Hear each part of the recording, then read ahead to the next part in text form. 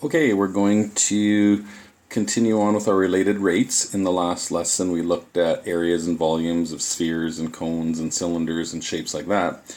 The next part is still dealing with related rates, but we're going to look at just triangle type word problems. So any kind of question that can be drawn out as a 90-degree angle triangle or any other kind of triangle, and then obviously we'll use triangle formulas. So whether it's Pythagorean theorem or a trig SOHCAHTOA type of formula, those will be the questions that we're going to look at today.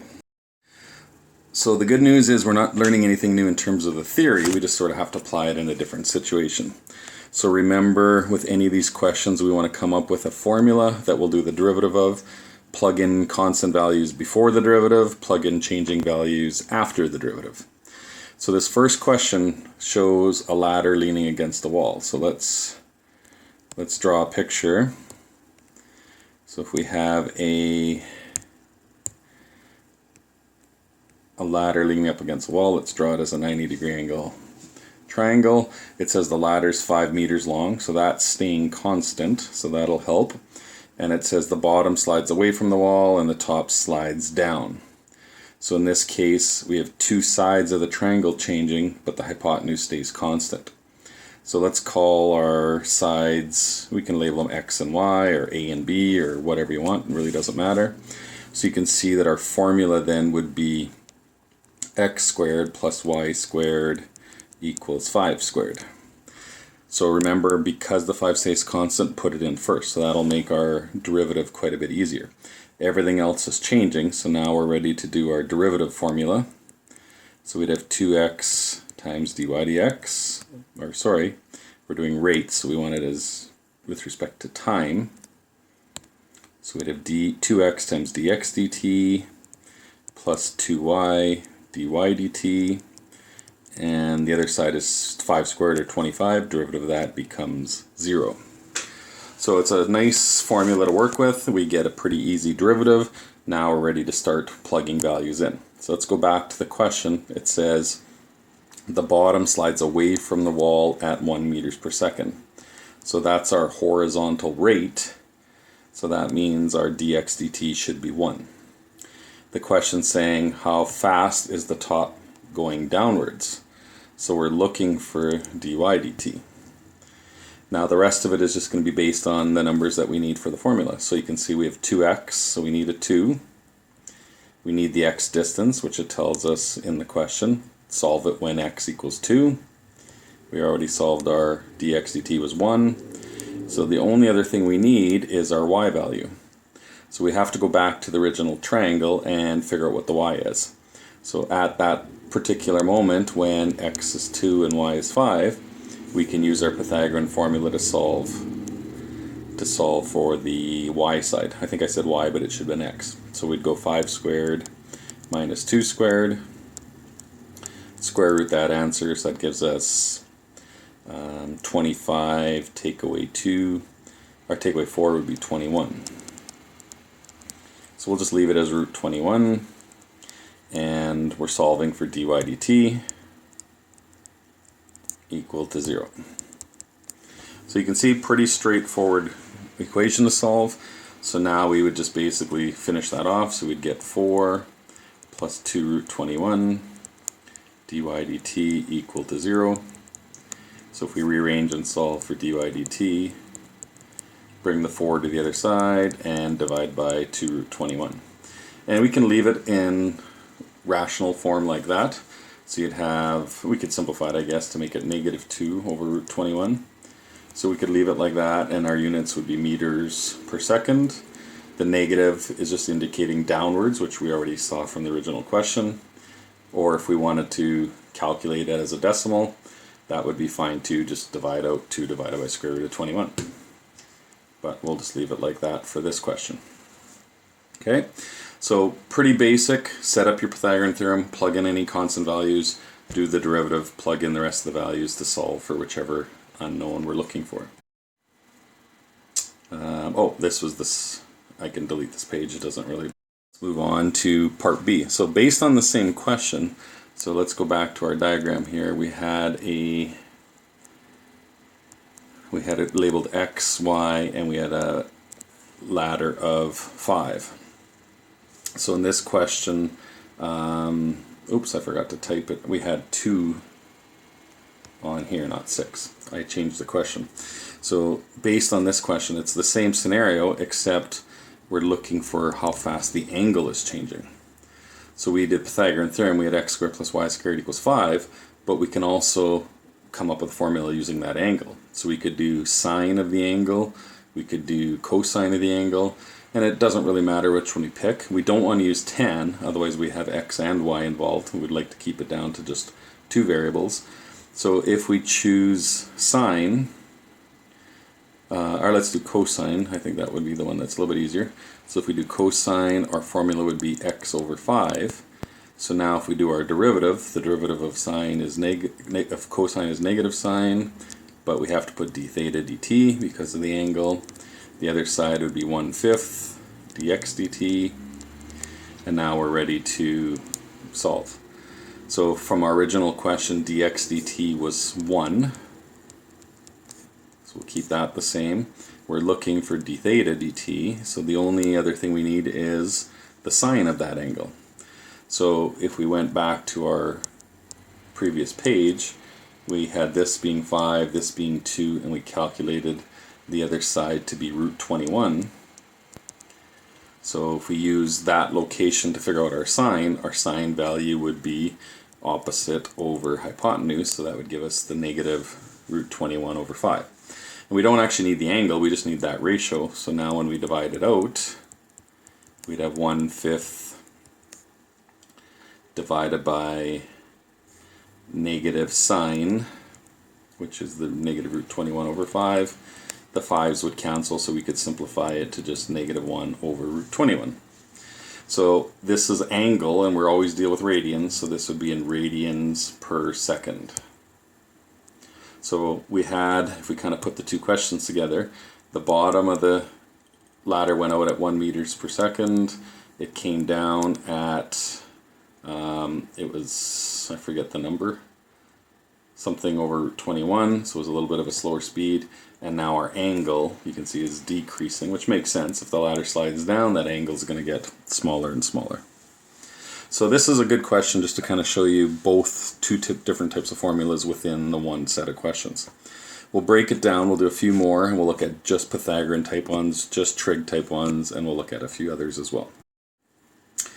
Okay, so here's our next example. We've got two cars traveling towards each other, and they're going at different speeds and they're at different distances.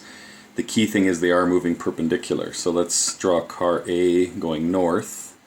So it's 3 kilometers away at that particular moment, and it's traveling at 100 kilometers per hour. Car B is going towards it like that, and it says it's 5 kilometers away, and it's traveling at 90 kilometers per hour. So at that particular moment, the question is saying how fast is the distance between them changing. So we're looking for that hypotenuse speed. Okay, so in this case, it's still Pythagorean theorem. We have a right angled triangle, so that's the nice part. So we'll have a squared plus b squared equals c squared.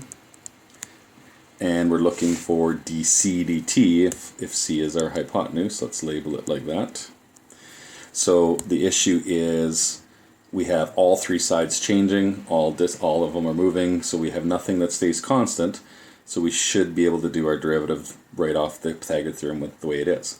So do the derivative of each term with respect to time. So we'd have 2a dA dt plus 2b dB dt equals 2c dc dt.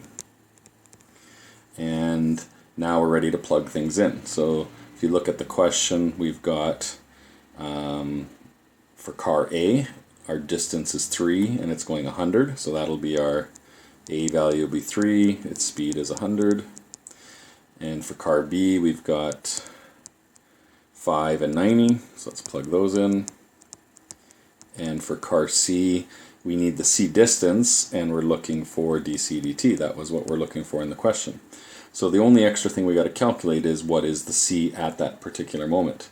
So if A was 3 and B was 5, we can go back to the original formula to calculate C. So that gives us 9 plus 25, which would be root 34. So that would be our number that we need to plug in for C. And now after this, it's just a bunch of calculator work. So we'd have 2 times 3 times 100, which would be 600, plus 10 times 90 is 900. So that'll give us 1500 equals 2 root 34 dc dt. So if we divide those out, so on your calculator, just divide out those two numbers. And you could divide 1500 divided by 2 first if you want to get 750. And then divide by root 34, it won't really matter. And we get an answer of 128.6. And that'll be in kilometers per hour. Okay, so that's it for that one. If some people think, well, I could just do Pythagorean theorem with the speeds. So if you did Pythagorean with 190, you do not get the 128, and it ends up being about 135. So it's close, but not exact. So the issue is when you're dealing with changing rates, changing values, the derivative method is the only way to solve these questions. Okay, here's another one that ends up being a Pythagorean theorem question again, except it's worded a little bit differently. So we have an object moving around a circle, so it's almost like a unit circle scenario, except it's not a unit circle, but it's still a circle. So we've got an object moving around the circle. It said it passes through the coordinate 512, and it's asking at what rate is the y-coordinate changing when what the x-coordinate is changing when the y-coordinate is decreasing at a rate of 3.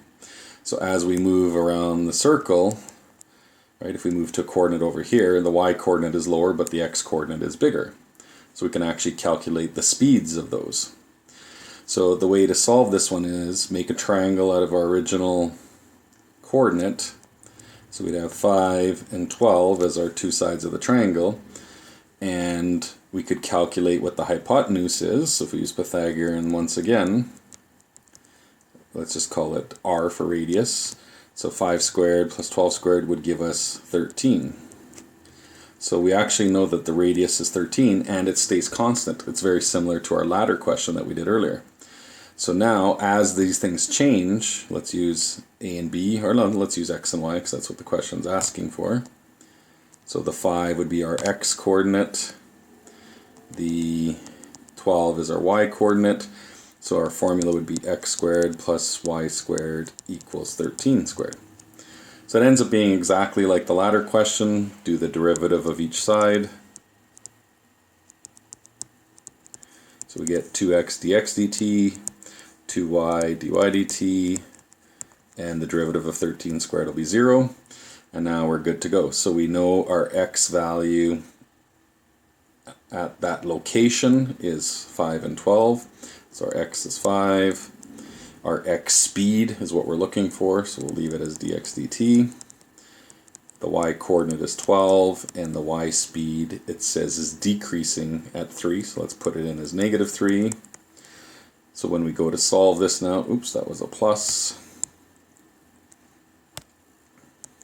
So we bring it to the other side, it ends up becoming positive, so we'll get 10 dx dt on the left side, and 2 times 3 times 12 is, what's 12 times 6 gives us 72. So when we divide by 10, our final answer would be 7.2. And these are just units, so we'll just leave it as units per second. So in this case, if the y-coordinate drops by 3, the x-coordinate's moving over 7.2. So the two speeds are totally different. Okay, but you can see really it's just a ladder question, just different wording, but it works exactly the same.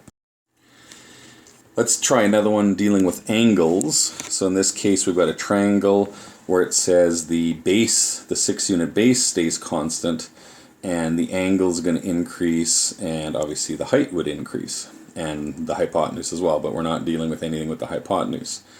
So if we're dealing with angles, we should go down to sine, cos, or tan. If we look at the way this triangle is, we know nothing about the hypotenuse, so our best formula is likely going to be tan. So if we use tan, opposite is h, hypotenuse is constant, so let's put 6 in right off the start. And we should be good to go. Do our derivative. So derivative of 10 is secant squared. And the other side, let's think of it as 1/6 h, so the derivative would be 1/6 dh dt. And we can plug everything in now, I think. So we've got, it says the height, the dh dt is 1. And we're looking for d theta dt. So the only thing we need is the secant value. So remember, secant is the same thing as 1 over cos. So in this case, we have our 6, our height was 8. We need to know what the hypotenuse would be at that size. So if we just use Pythagorean, we end up getting 10. So based on this triangle, cosine would be 6 over 10, so the secant should be 10 over 6. We don't actually need to know the angle, we just need that ratio. So let's plug in 10 over 6, and it's squared, so we'll square that afterwards. So we should get 1/6 divided by 10/6 squared, so that'd be 100 over 36. And if we multiply by the reciprocal, we would get 36 over 600. And we can simplify that to be, what is 36 over 600 simplified to? 6 over 100, which would even be simpler, I think. Let me just try it on the calculator here.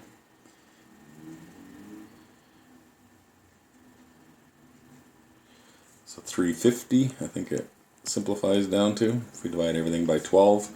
So 600 divided by 12, let's just double check, is 50, yes. So 350, and that would be in radians, because we're dealing with angles, per second. Okay, so that's it for that one.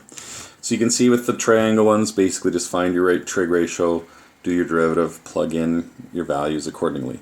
And often you're going to have to figure out what the ratio is, or solve for the angle, or solve for the height, or whatever. There's usually one calculation or two calculations that you need to do before you can do your substitutions. Okay, let's move on to a sort of different type of formula. So in this case, it's asking for the area of a triangle. So it says we're starting with an equilateral triangle, so that means all three sides are the same. So if you remember from triangles, if we called that our base, our height would be the vertical height, and the formula for triangle is base times height divided by 2, but let's write it as 1/2 base times height.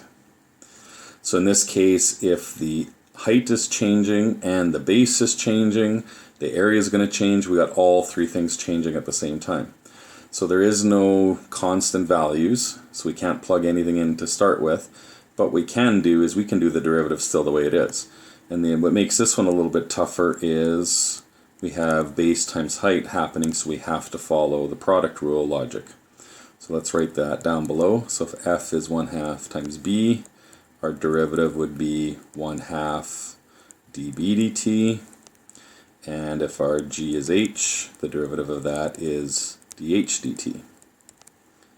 So we should be able to do our derivative formula now. So the derivative of area with respect to time is our left side, and then our right side would be our product rule. So we'd have 1/2 b dh dt plus 1/2 h dB dt.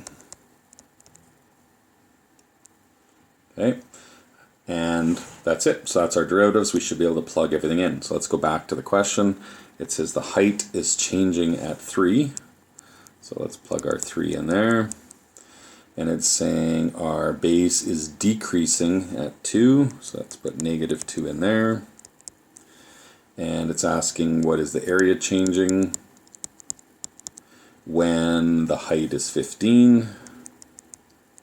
And the base is 12. So this one's pretty easy. The only challenge is do the product rule, plug in all the numbers, and you can see it's pretty easy substitution. So in this case we'd have 18 for the first part, and the second part ends up being -15. So it's okay that we have one positive, one negative, because all that means is as the height's increasing, the area is getting bigger, but the base shrinking is going to decrease the area. So together, we only get an increase of 3, and this would be centimeters squared per minute. Okay, so if the final answer was negative, it just means that the base decreasing is shrinking the area faster than the height increasing would be making it larger. And that's it. So you can see with these area questions, generally just start with 1/2 base times height, use your product rule, and then after that just substitute your values in. Okay, one more example, and these ones a lot of people struggle with, and it's not that the math is difficult, it's just drawing the diagram and getting everything labeled properly is the tough part. If you remember when we went back to cones, we would often have a cone shape, and in our formula we'd have the radius and the height as a given ratio. So in the question they might say the radius was 4 centimeters and the height was 8. So that meant that no matter what ratio we were at, we had similar triangles, right? So we had two 90-degree angle triangles, and because all of our angles were the same, we could set it up as a ratio and do a substitution. So with this kind of question, we're going to do the same thing, except the substitution and the ratio is our formula that we're going to work with. We're not going to take this and now plug it into another Pythagorean theorem or anything else. We're just going to take that similar triangle ratio and do the derivative from there. So with these ones, you should always get a triangle inside of another. So in this case, it says we have a 1.8 meter man. So let's label this height as 1.8, and it says he's walking away from a 6 meter light post. So you can see that as he walks away, the triangle would get longer and narrower, so the shadow should be changing as well. So when we're talking about shadows, in this case the shadow will be on the ground, so we're looking for sort of the shadow would be along here somewhere. So what you got to be really careful of with these is we have to set up our ratios. We have the two triangles, the height of 6 and the height of 1.8. Those are constant, so those we can plug in, but we need to deal with the other side of the triangle that's tough. So you have to sort of gauge it based on the information that they give you. So in this case it says the man is walking away from the post. So that means wherever he's at, we've got a speed. So in this case he's walking away at 1.5 meters per second. So what I would do is let's label this as x, right? Because as he walks away, that x distance is going to increase, and that would be our speed, the 1.5. The question is saying how fast would the head of the shadow, so if we imagine our shadow being down here somewhere, right? So the head part is what we're looking for. So we're looking for that speed at the tip of the triangle. So if we set up our ratios, let me erase the shadow, we don't need that on there. So if we set up our two triangles being equal to each other, we would do for the big triangle, we got a height of 6, but we need the full length. So we actually don't know the entire length. So let's call this whole distance length L. So our big triangle would be 6 over L, and that should equal the same ratio as 1.8 over the smaller triangle. And if we already call that bottom part x, that means this little part here would be L minus x. And that's probably the easiest way to do this one, is just set up the two triangles. We know the total length. We don't know the total length, but we know that the difference between the two will be that x distance. And that's it. That's really the challenge to these questions, is to get to that point. So now from here, what we want to do is cross multiply and simplify the equation before we just do our derivatives. So with fractions, remember you can always cross multiply. So let's write it as that. And let's even FOIL out the left side, so we'd have 6L minus 6x. And let's even combine the L's. Let's bring the 1.8 over to the other side. So that would give us 4.2L minus 6x equals 0. And we can leave it like that, or we could even bring the 6x over to the other side. It really doesn't matter. Let's just leave it like that for now. So now we should be ready to do our derivatives. So the derivative will be 4.2 dl dt minus 6 dx dt equal to 0. So the nice part is the derivative, once you get to this step, is pretty simple. And now we should just be able to plug things in. So the question is saying the man walks at 1.5, so that's our dx dt. And it's asking to solve for dl dt. And if we just FOIL those out and rearrange and solve, so we'd end up getting 6 times 1.5, which is 7.5, I think it is. Nope, it's 9. And divide that by 4.2. Gives us an answer of 2.14. And these would still be in meters per second. And that's it. So you can see the calculus is easy. Once we have the equation, the derivative is pretty simple to do. Plugging in and solving is pretty simple. The hard part is drawing that initial triangle and getting things labeled properly to calculate the correct speeds. So in this case, the two heights were constant. Maybe you get another question where the bottom parts are constant, or one of each, or something like that. So set up your ratio, cross multiply, do your derivatives, and that is it. So that'll be it for today. We'll probably do a bit of review before we move on to our next topic tomorrow.